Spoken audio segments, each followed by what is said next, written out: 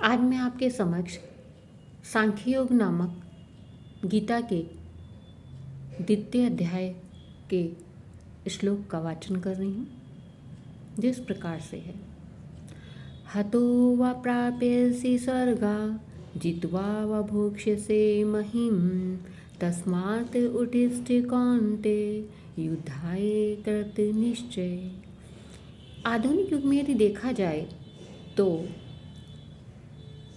आज युद्ध की परिस्थिति तो ऐसी है नहीं, तो यहाँ युद्धाय की जगह हम कर्माय कृत निश्चय भी प्रयोग में ला सकते हैं, ऐसा मेरा विचार है। क्योंकि कर्म करने के लिए भी मनुष्य को उठना चाहिए, निश्चय करना चाहिए। यदि वो कर्म करेगा तो उसे दो ही चीज़ों की प्राप्ति होगी, या तो वो सफल होगा या फिर वो असफल होगा।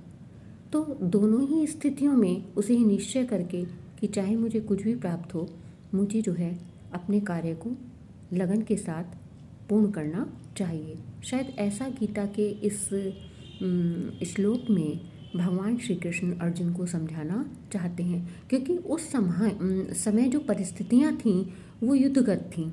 लेकिन आज के वर्तमान परिप्रेक्ष्य में इस श्लोक को हम इस रूप में भी हम गा सकते हैं कि हतो वा प्राप्यसि स्वर्गा जित्वा वा भोक्ष्यसि महिम तस्मात् उत्तिष्ठ कौन्तेय कर्माय कृत निश्चय। है ना। अर्जुन तो एक कहना चाहिए एक सिंबल है, एक नाम है, एक मानवीय एक सिंबल है, मतलब जिसके आधार पर ईश्वर हमें समझाना चाहता है कि मनुष्य को निराश होकर नहीं बैठना चाहिए, बल्कि उसे कर्म करते रहना चाहिए। फल प्राप्त अच्छा भी हो सकता है, बुरा भी हो सकता है, दोनों ही स्थितियां हैं। लेकिन यदि वो कर्म ही नहीं करेगा तो उसे कैसे ज्ञात होगा कि वो सफल है या असफल है। मैंने एक बचपन में एक कहानी सुनी थी कि एक व्यक्ति को सम्राट ने घोषणा की कि जो जल में पूरी रात बिता देगा मैं उसे स्वर्ण मुद्राएं दूंगा। तो वो व्यक्ति, बहुत सारे लोग आए भी और चले गए, किसी ने उस कार्य में सफलता प्राप्त नहीं की।